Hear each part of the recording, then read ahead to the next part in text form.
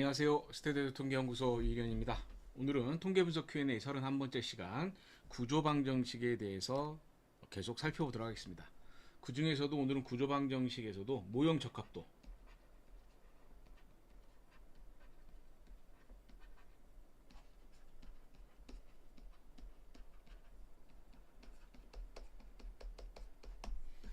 모형적합도 쪽에 대해서 살펴보는 시간 갖도록 하겠습니다.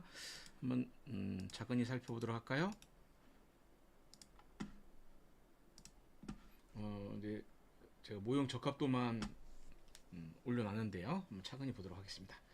자, 여기 먼저 보겠습니다. 모형적합도.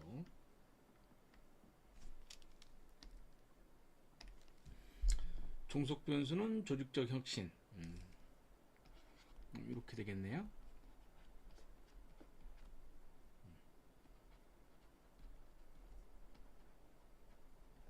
혁신하고 특허.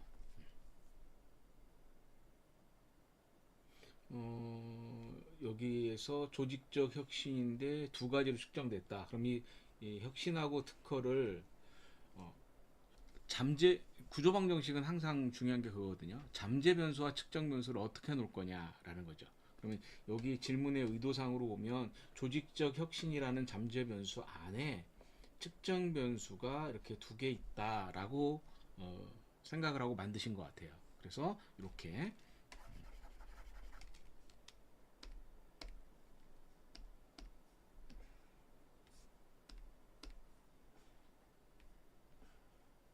두 개.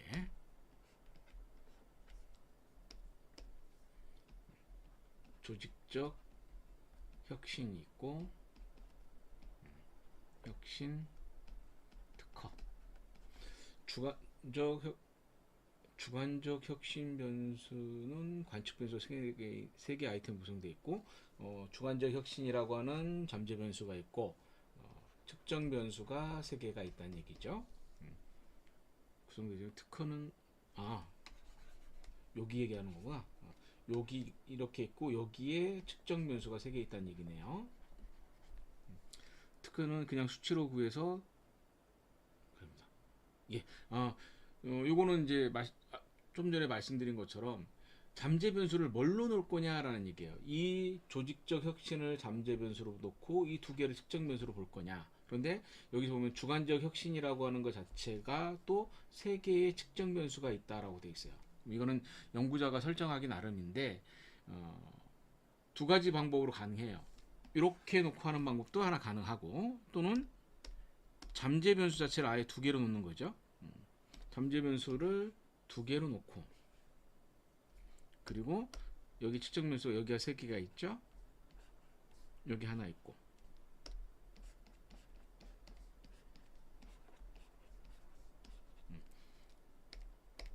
주관적 혁신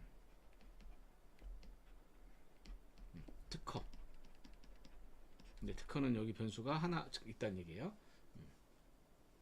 대안 모델의 경우 총 4개의 변수가 있는 놈을 보면 4요인, 3요인, 2요인, 1요인으로 되어 있는데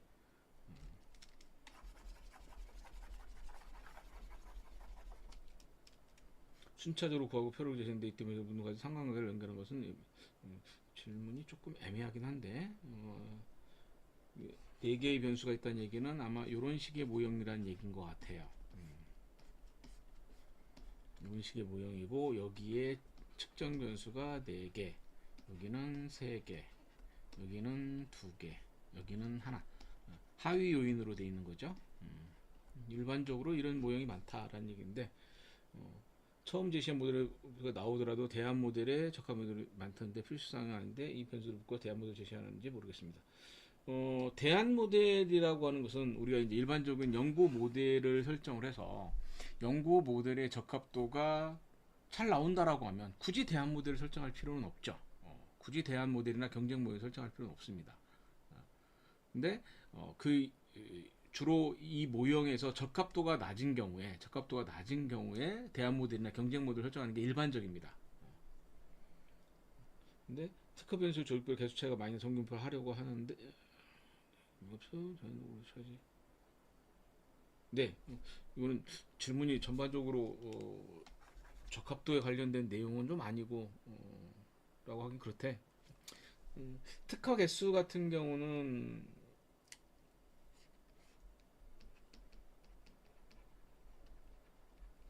주로 이런 식의 분포가 될 가능성이 높아요. 정규 분포가 아니어서 이렇게 나올 가능성이 높고, 그 다음에 특허 개수가 0인 경우도 있겠죠. 0인 경우도 있어요. 그래서 그런 경우에는 로고 변환을 취하려면 0은 사용할 수가 없거든요.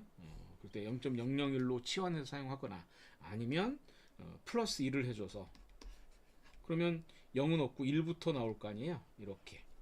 그죠? 1부터 이런 식으로 나오겠죠. 플러스 1을 해주고 분석해놓은 방법도 하나에 가능합니다. 이제 이건 이제 모델 적합도에 관련된 질문이 명확하진 않아서 여기 있는 부분을 가지고 좀 설명을 좀 드리도록 할게요. 이런 변수들이 있어요. 이런 변수들이 있는데 구조방정식은 이제 적합도만 생각을 해주면요. 적합도만 생각해주면 잠재 변수와 측정 변수의 관계가 어떤 변수로 되어 있냐면 이런 식으로 되어 있어야 돼요. 이런 걸 우리가 뭐라고 하냐? 반영지표라고 얘기하거든요. 반영지표라고 얘기해요. 애초에 문항이 하나밖에 없는 경우, 뭐 그런 건 상관이 없어요. 이런 경우에는 여기 요인 적재값과 오차 분산을 계산해서 제약을 해주면 되기 때문에 분석하는 것은 상관이 없는데, 가끔 이제 이거를 이제 어떤 형태의 문제가 생기는 거냐면, 만약에 잠재 변수를 이렇게 무슨 얘기냐면 조직적 혁신으로 놓고, 그리고 요 세 개를 파쉐링해서 평균 내서 주관적 혁신이라는 새로운 변수를 만들어주고, 주관적 혁신이라는 새로운 변수를 만들고, 그 다음에 특허 같은 경우도 그냥 특허를 이용을 그대로 이렇게 놓고, 아까 처음에 말씀드린 것처럼 이렇게 모델을 생각할 수가 있거든요. 이렇게 모델을 생각해 줄 수가 있는데, 여기 그러면 여기는 이제 주관적 혁신이고 여기는 특허 개수가 되는데, 이런 경우에 얘는 반영 지표가 아닌 형성 지표일 가능성이 높아요.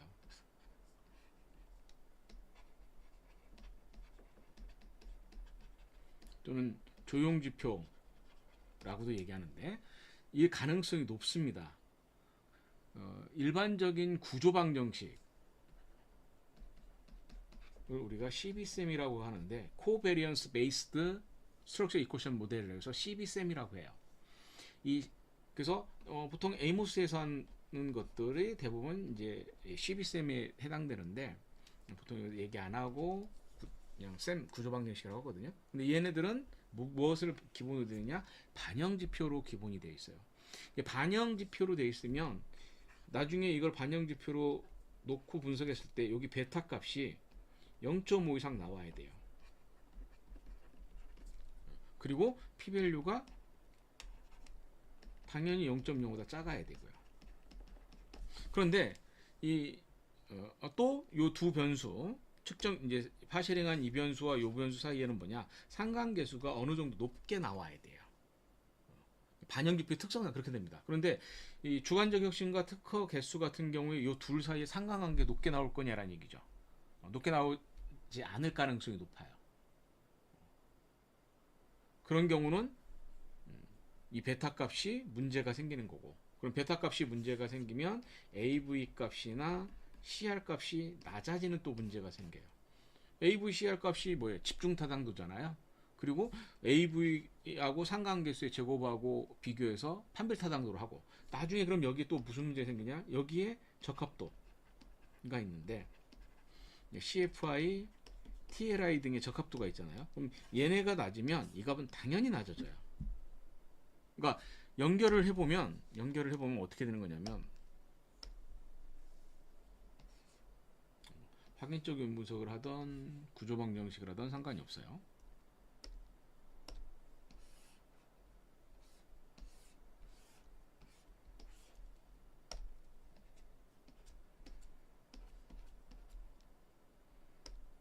각각의 측정 변수가 있고요.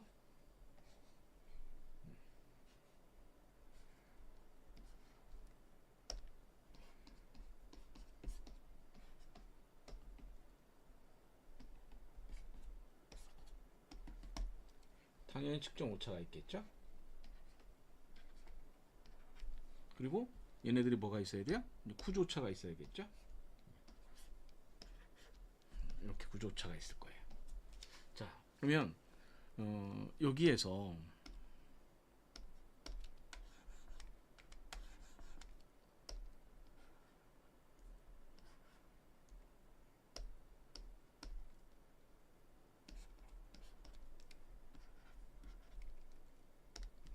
여기 베타 값이 있을 거 아니에요. 베타 값이 있을 거예요. 예를 들어서 이제 기업 데이터를 가지고 재무적 성과라고 하는 것을 라고 한다. 그래서 예를 들어서 이거를 매출액, 그 다음에 뭐 순이익, 뭐 이런 식으로 했다라고 칠게요. 이런 식으로 했으면 이때 얘네들 사이의 관계가 이것이 반영지표냐라는 거예요. 이거 조용지표입니다. 조용지표. 그러면 요 값들이 낮아져요. 요 값들이 낮아져요. 그럼 이 값이 낮으면 베타 값이 낮으면 무슨 문제가 생기냐? AVCR 값이 낮아져요. 왜? AV 값의 공식이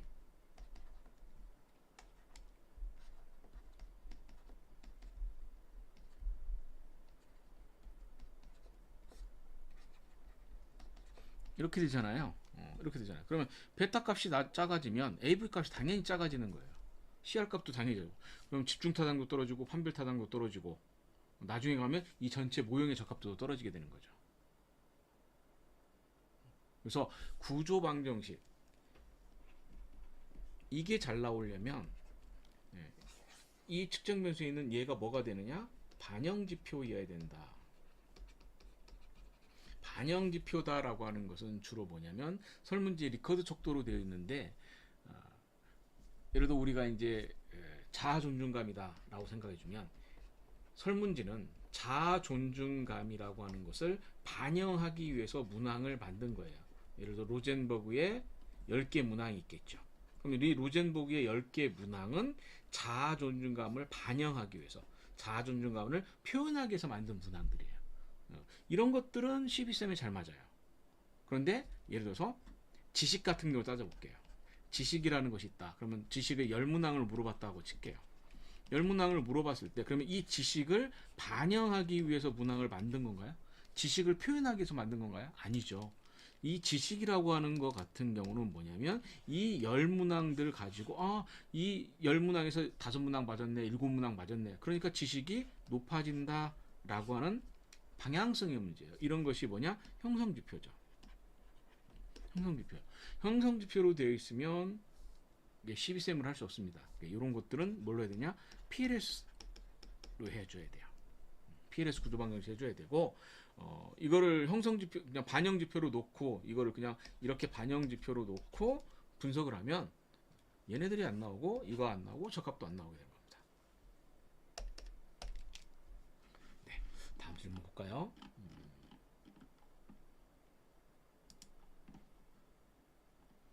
모용 적합도 원래 원 모형이 연구 모형이 있고 그거에 대한 경쟁 모형을 2개를 만들었네요. 경쟁 모형 2개를 만들었는데 지금 자유도를 보면 원래 모형이 109인데 경쟁 모형이라서는 111이고 110이고 110이잖아요. 그러면 무슨 얘기냐면 자유도가 하나 추가가 되면 자유도가 플러스는 예를 들어서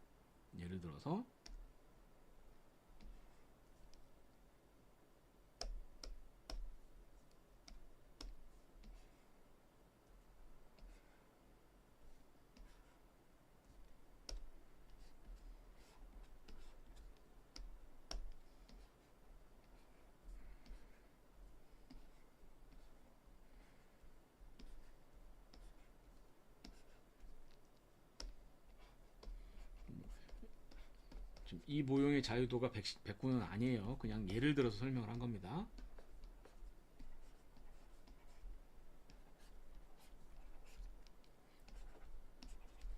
이렇게 됐어요. 그럼 이 모형에 자유도가 있었을 거예요. 뭐 자유도 공식은 있는데 그냥 생각하지 말고 그냥 이거라고 생각을 할게요. 109가 나왔다. 근데 경쟁 연구 모형에서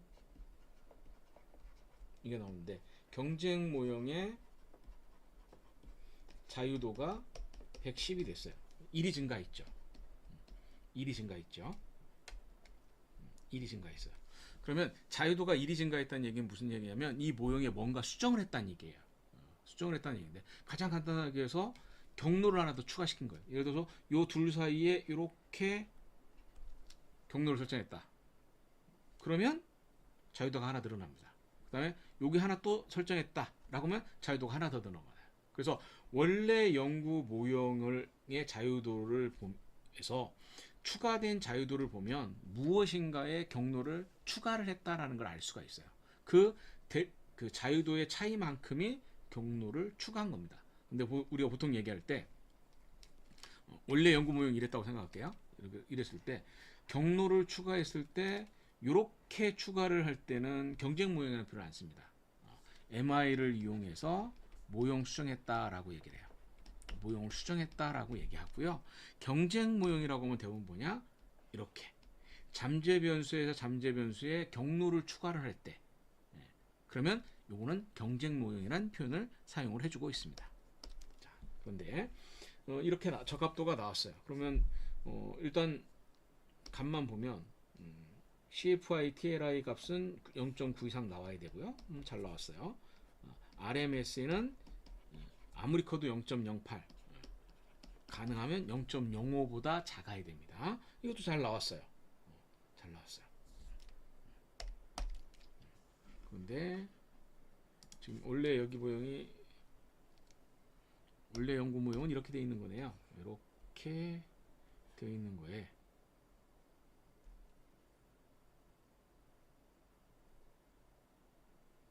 예를 들어 이런 식이 되는 거네. 이렇게 정확하게 이제 어떻게 설정했는지 모르겠는데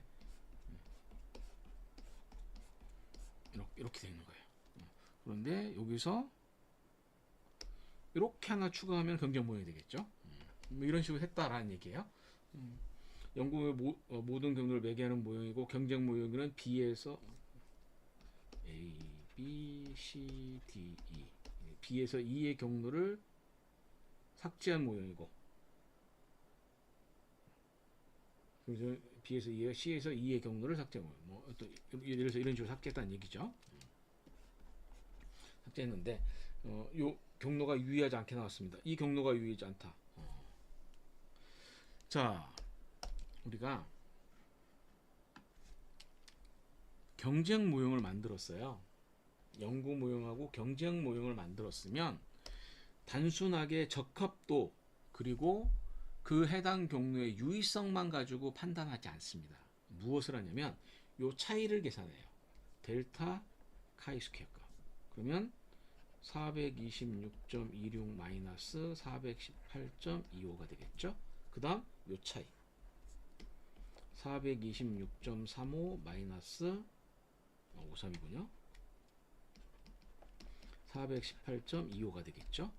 그 다음에 델타 DF. 그럼 이렇게 가면 1, 이렇게 가면 2가 되겠죠. 이렇게 되는 겁니다. 그리고 물론 또 이 둘 사이에도 델타 카이 스퀘어 델타 DF를 구하실 거예요. 그러면 우리가 이 값을 계산하면 계산하기 쉽게 그냥 소수점 뒤는 생각하지 않겠습니다. 이렇게 해주면 이 값이 얼마인가요?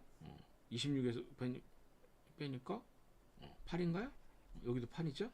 그러면 델타 카이 스퀘어 값하고 델타 DF가 얼마가 되냐면 이렇게 되겠죠. 이걸 기준으로 따져보면. 그러면 요 값이 그러니까 여기 했을 때 이것의 p-밸류를 계산할 수 있어요. p-밸류를 계산할 수 있습니다. 그래서 요 p-밸류가 유의해야만 연구 모형과 경쟁 모형은 서로 다른 모형이다 라고 얘기해요. 그래서 경쟁 모형이 의미가 있어요.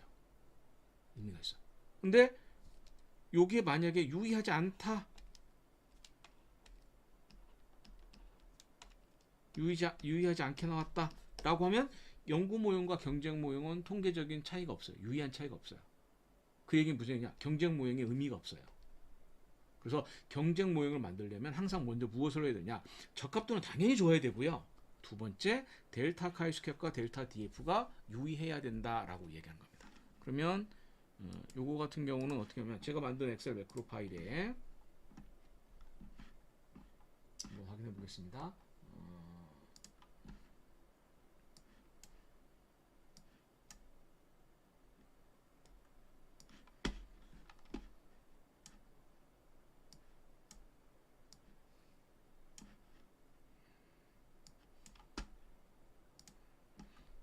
여기에서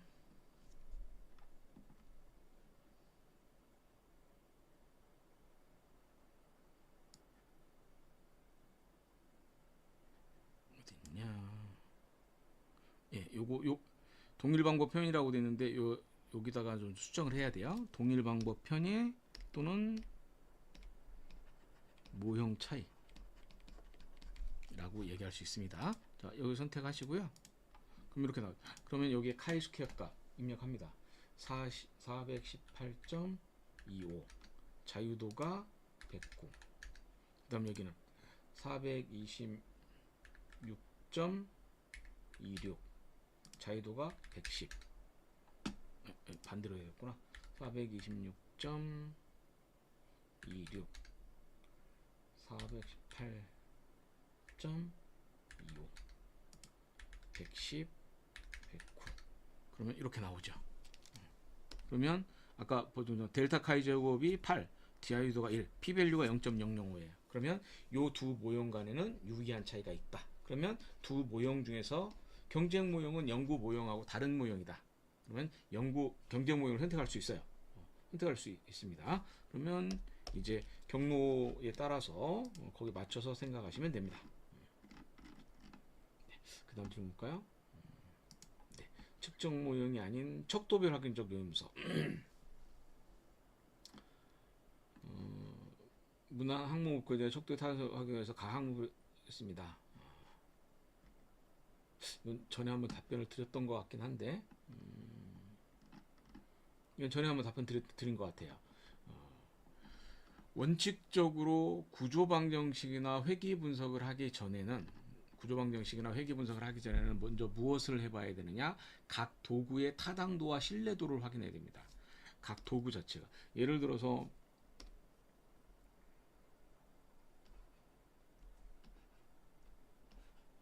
회귀 분석으로 따지면 이런 식으로 될 거고, 구조방정식으로 하면 이런 모델을 생각할 수 있겠죠?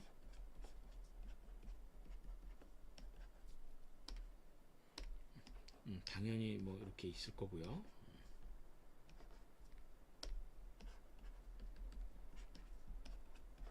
이런 식으로 있겠죠?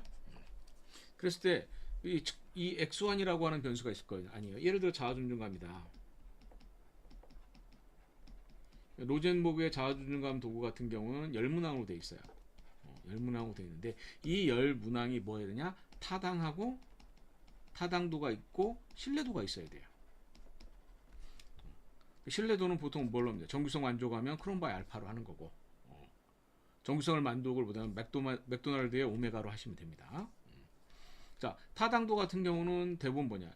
우리가 일반적인 그 국내 저널들에서는 우리가 로젠버그의 자아존중감 도구를 사용했다라고 하면 그냥 그거 자체가 타당도를 사용을 하거든요. 왜냐하면 로젠버그의 자아존중감 도구 자체가 이미 타당도와 신뢰도가 검증된 도구이기 때문에 그냥 타당도 있다라고 얘기합니다. 근데 원칙적으로는 그거는 개발될 당시에 도구의 타당도가 있었다란 얘기지, 그 도구로 현재 우리 대상자한테 시간도 지나고 대상자도 다르고 환경도 다르고 국가도 다를 수도 있고요.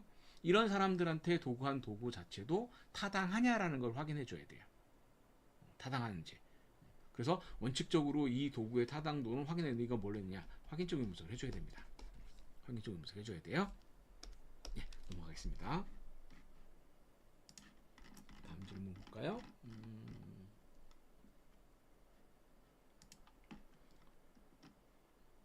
프로그램은 뭐 에이모스가 아니라 엠플러스 사용했네요. 에이모스나 뭐 엠플러스나 상관없습니다. 어떤 도구를 사용해도 상관이 없는데 적합도를 확인해 봤더니 카이 제곱 검정하고 이렇게 나왔어요. 우리가 일반적으로 카이제곱 DF, P, 그 다음에 GFI, CFI, TLI, RMSA, 그 다음에 RMR. 보통 스탠다이즈 RMR 쓰는데 요 값이 0.05보다 커야죠. 0.05보다 커야 돼요. 그리고 얘네들은 0.9보다 커야 되고요. 요거는 0.05보다 작아야 되고, 여기는 0.08, 가능하면 0.05 이렇게 나와야 됩니다. 그 중에서도 우리가 중요한 도구가 요 세 개, 요 세 개입니다. 얘는 안 봐요, 요즘. 얘는 안 봅니다. 지금 여기 보면 P밸류가 0.05보다 크죠. 0.05보다 작죠. 적합하지 않은 거예요. 근데 이건 왜 안 보느냐면 이 카이스퀘어 통계량의 문제 때문에 그래요. 이 통계량이 이 카이스퀘어 값의 통계량은 n이 커지면 카이스퀘어 값이 커져서 P밸류가 작게 나오는 경향이 있어요. 그래서 n이 보통 200케이스 이상이 나오잖아요. 그러면 P밸류는 웬만하면 다 0.05보다 작아져요. 이건 통계량에 가지고 있는 구조적인 문제 때문에 그렇습니다. 그렇기 때문에 여기에서 이 P밸류는 안 봅니다. 그리고 왜 안 보냐? 요즘 구조 방정식 할 때 보통 얼마 보니까 아무리 적어도 200케이스 많이 보죠. 아무리 적어도 150케이스 이상은 나와야 되고 실제로는 200케이스. 추천하는 건 300에서 400케이스 정도 추천하거든요. 대신 얘를 보죠. 카이 제곱 나누기 df 한 거. 이거를 놈드 카이 제곱이라고도 하고 또는 q라고도 하죠. 요 값이 얼마? 3. 아무리 커도 5보다는 작아야 돼요. 그 다음에 이제 이렇게 써야 되고. 자, 예전엔 GFI라는 도구를 많이 썼죠. GFI라고 하는 지표를 많이 썼는데 요즘은 GFI를 안 봅니다. 예, 왜? GFI가 가지고 있는 문제점들이 있어요. 모형이 복잡해지거나 잠재 변수와 측정 변수의 개수, 화살표 개수가 늘어나면 이 GFI 값이 낮게 나오는 경향이 있어요. 그래서 요즘은 구조 방정식 할 때 잠재 변수 3개 있는 거 거의 없잖아요. 4개, 5개. 그리고 각 잠재 변수보다 마다의 측정 변수도 많아지고. 그래서 GFI는 요즘 안 본다라고 생각하시면 돼요. 그 다음에 이제 RMR. RMR도 예전에 많이 봤는데 요즘은 RMR 또 안 봅니다. RMR 안 보는 이유 중에 하나가 뭐냐면 각 잠재 변수를 사용했을 때 사용하는 이 측정 변수들 있죠. 이 측정 변수들의 데이터 단위의 영향을 받아요. 만약에 여긴 4점 척도 썼고 여긴 5점 척도 썼고 여긴 7점 척도 썼다. 이렇게 척도의 단위가 다르면 이 RMR 값이 커지는 문제점이 있어요. 커지는 문제점. 그래서 안 봅니다. 그래서 이거를 보완하기 위해서 스탠다이즈드 RMR을 많이 보거든요. 스탠다이즈드 RMR을 보는데 그래도 스탠다이즈드 RMR도 조금 RMR보단 낫지만 조금 문제가 있어요. 그래서 요즘은 중요한 지표가 요거 이렇게 많이 보고 있습니다. 자, 그런데 여기 보면 RMSA가 0.076에서 기준이 아까 말씀드렸지 듯이 얼마가 나와야 되냐? 엄격하게 0.05 0.08보다 작으면 허용할 만한 순이다라고 얘기합니다. 그래서 0.08보다 작으면 사용이 가능합니다. 이 정도면 가능합니다. 그래서 보면 네, 볼까요? 카이제곱 DF가 있고 RMSA 여기 0.076이죠. 엄격하게 볼 때는 진짜 엄격하게 볼 때는 어떻게 보냐면요. 이렇게 보거든요. 그러면 계속 여기 해주면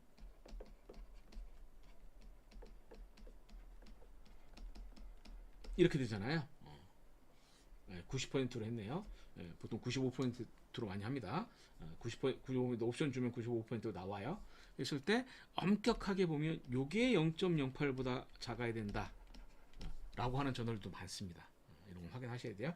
CFI TR에 괜찮고요. 결론적으로 괜찮습니다.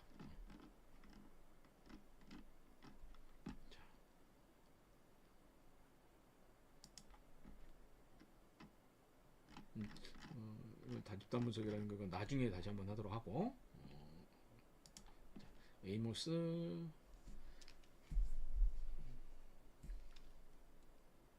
자 우리가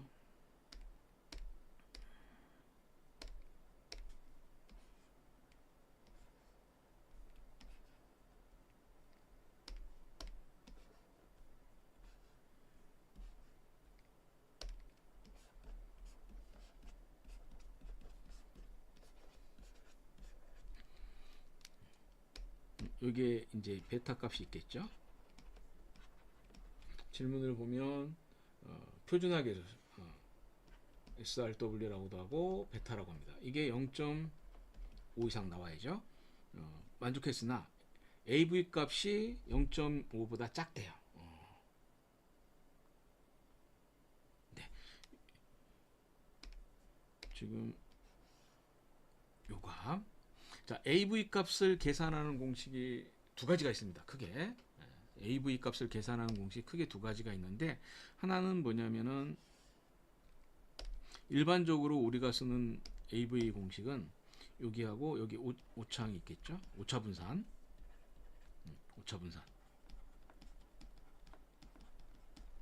일반적으로 AV 값은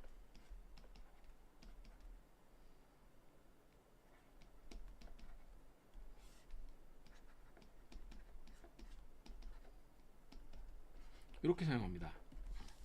이렇게 사용을 하는데, 자, 이거는 뭐냐면은 여기 있는 베타 값하고 오차 분산을 이용해서 계산하는 공식이에요. 이거는 이 모든 도구들 이 각각의 여기 있는 지표 여기 얘네들이 모두 5점 척도로 동일하게 적용됐다. 이런 경우에는 이걸 사용하시면 좋습니다. 이걸 사용하면 좋고, 어떤 문제가 있냐면 만약에 우리가 7점 척도를 사용했다고 생각해 볼게요. 7점 척도를 사용해 주면 요 베타 값은 어차피 표준화된 값이기 때문에 절대값 0에서 1 사이에 나옵니다. 근데 이 오차 분산은 뭐에 영향을 받느냐면 이 도구의 스케일에 영향을 받아요. 쉽게 하면 우리가 평균하고 표준 편차를 할 때, 평균하고 표준 편차를 볼 때 5점 척도를 썼을 때의 평균 표준 편차와 7점 척도를 사용했을 때 평균 표준 편차를 사용해 주면 7점 척도를 사용했을 때가 표준 편차가 더 크거든요. 이건 어쩔 수 없어요. 그러면 이게 오차 분산이에요. 그럼 결국 분산이잖아요. 분산에다 루트 씌우면 뭡니까? 표준 편차죠. 결국 뭐냐면 이 오차 분산이라고 하는 것은 데이터의 스케일에 영향을 받아요. 그래서 만약에 이게 10점 척도다라고 하면 얘를 이 값을 보면은 굉장히 이 값을 보면 값이 굉장히 크게 나와서 AV 값이 낮게 나와요. 그래서 계산 공식에서 이거 말고 여기에 다시 베타 값으로 사용하는 표준화된 AV 값이 있어요. 표준화된 거. 그래서 전부 리커드 5점 척도로 되어 있을 때는 우리가 알고 있는 AV 값 AV를 계산하는 공식을 사용하시면 좋고요. 7점 척도라든가 이런 걸 사용할 때는 표준화된 AV를 이용한 공식을 사용하는 게 좋습니다.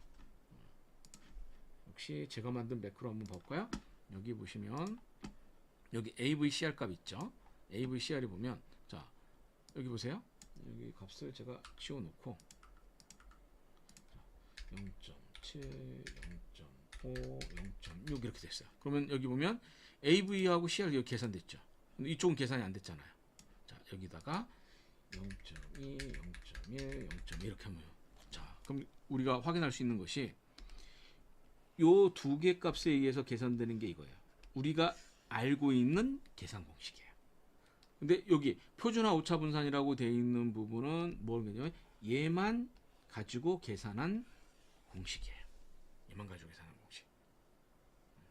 두 개를 혼용해서 쓸 수는 없지만 이렇게 각각 공식이 두 개가 있다라는 건 아셔야 됩니다. 그래서 우리가 AV하고 CR을 계산할 때 이 공식을 썼느냐 이 공식을 썼느냐라는 거예요. 지금 보시면 여기에서는 어떤 공식을 사용했냐면 이 공식을 사용하신 거예요. 이 공식으로. 자 보면 세 개의 측정 변수가 전부 다 0.5보다 컸는데 이거 값이 없어도 계산이 되잖아요. 0.5보다 컸는데 AV 값이 낮죠. AV 값이 낮아요. 이게 좀 굉장히 엄격합니다. 이게 이 공식이. 그래서 그런 경우에는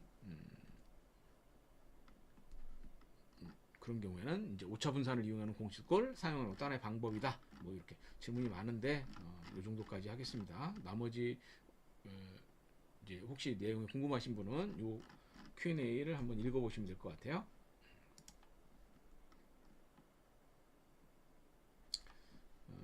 다중 병렬 매개, 병렬 매개. 이 얘기는 어떻게 된 거냐면 결국 두 개가 있고 이렇게 있다는 얘기네요.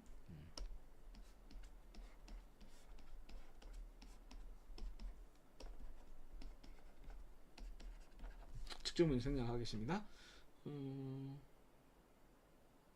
네. 이거를 확인적 의문서를 하겠다. 확인적 의문서를 하게 되면 이렇게 4개가 되겠죠?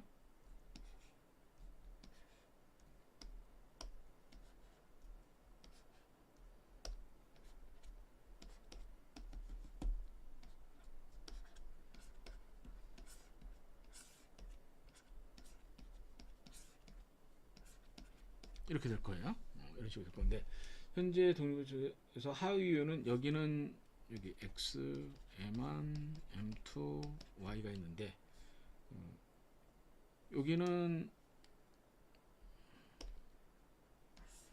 7개, 6개, 여기가 7개, 그 다음에 여기는 6개, 그 다음에 여기는 하나로 되어 있다는 얘기예요.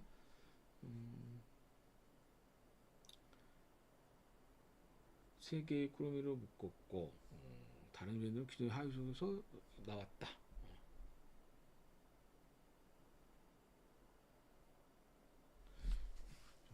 자기 비난이 뭔가요?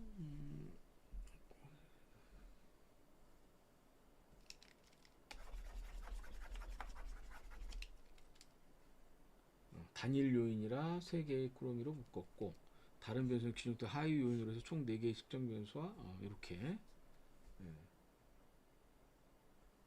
반대로 한 것 같아요.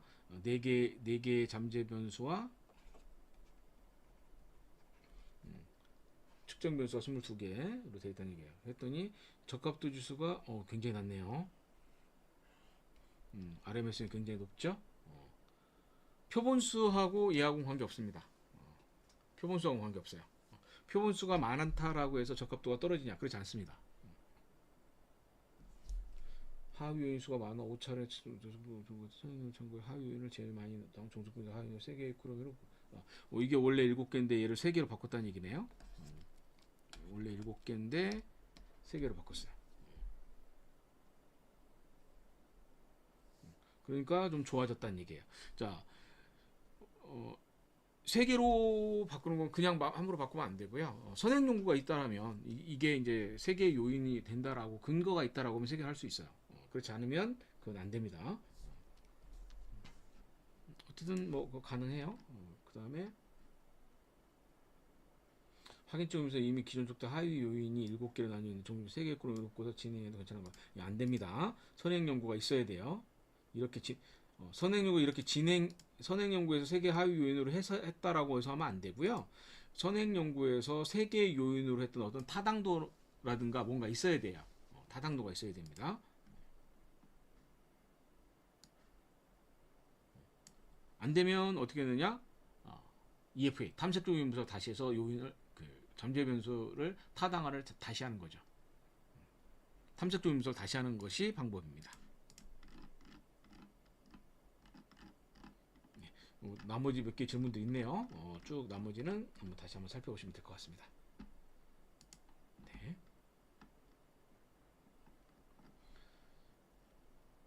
대상 A와 관련 설문 응답자가 200명, B와 관련 200명. A와 B는 예.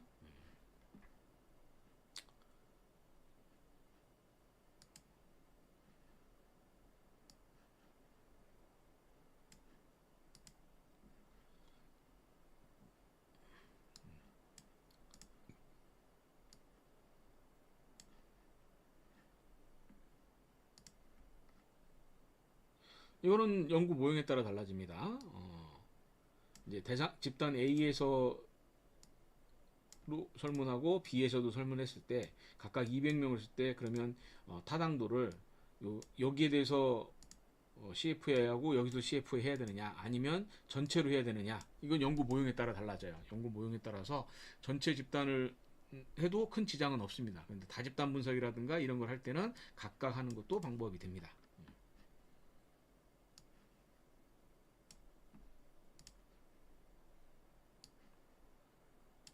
두 상관이 0.9 굉장히 높은데요.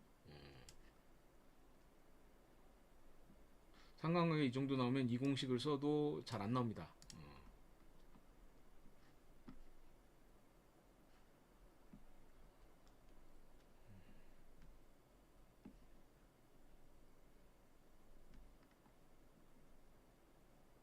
네, 요거는 문제가 있습니다.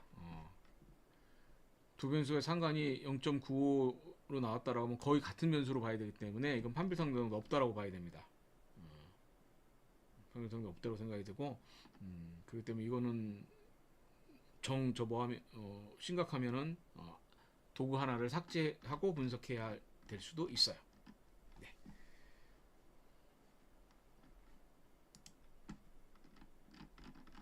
이거 말고 다른 질문, 적합도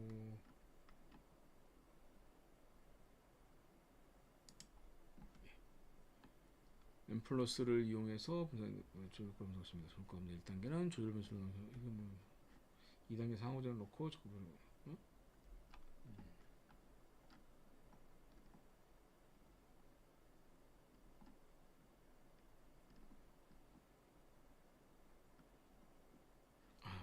여기 값이 CFI하고 TLI 값이 1이 나오고 RMS가 0이 나왔잖아. 0이 나왔네요.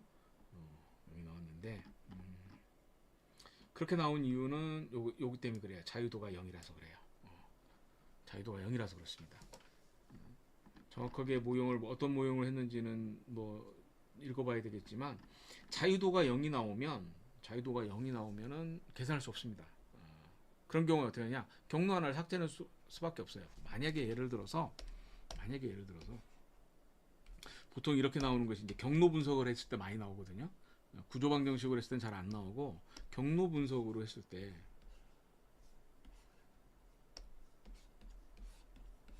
이렇게 분석을 하면 이렇게 경로 분석을 하는 거예요. 에이모스나 M 플러스 경로 분석을 하면 이렇게 하면 자유도가 0이 나옵니다. 자유도가 0이 돼. 자유도가 0이 되니까 당연히 아까 저기 카이 제곱 나누기 DF가 이게 Q라고 했었잖아요. 그럼 이 계산이 이게 안 되잖아요. 그러니까 당연히 카이 제곱 통계량 쪽에 문제 생기고 그 다음에 나중에 적합도를 계산할 때도 카이 제곱 값을 이용해서 계산하는 공식들이 많거든요.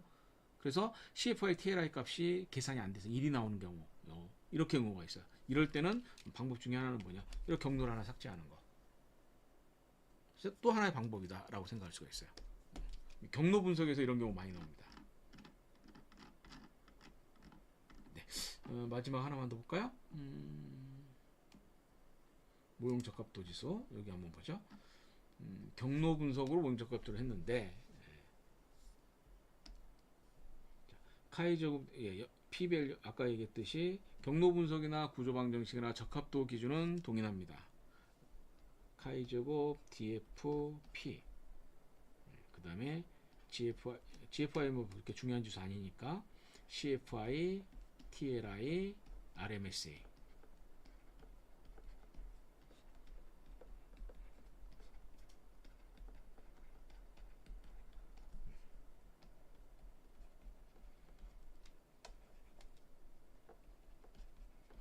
얘는 3보기도 하고 2보기도 하고 너프하게 5보기도 하고 RM 0.08 TLI CFI 0.5 적어서 했을 때 1.43 RMS 0.04 TLI 0.5 모형 적합할 수 있습니다. P밸류는 유의하지 않아야 돼요. P밸류는 유의하지 않아야 됩니다. N수가 200케이스 이상일 때는 P밸류는 안 봅니다. 네, 적합한 겁니다.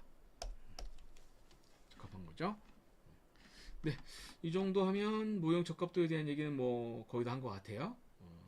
오늘은 여기까지 구조 방정식의 모형 적합도에 관련된 얘기들을 살펴봤습니다.